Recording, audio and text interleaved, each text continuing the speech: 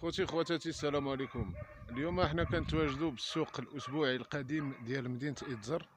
اذا كما كتلاحظوا معنا اصبح مهجورا وخاليا، بل امر من ذلك تحول الى مرحاض عمومي ومزبله لرمي الازبال.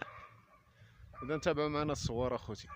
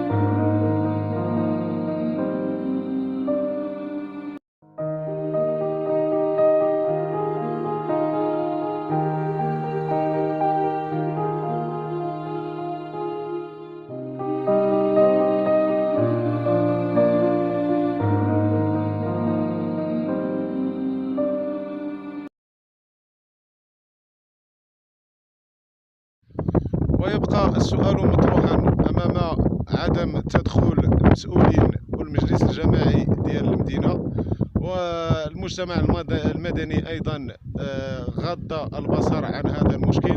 يبقى التساؤل مطروحا ديال السكان: إلى متى سيستمر هذا الوضع؟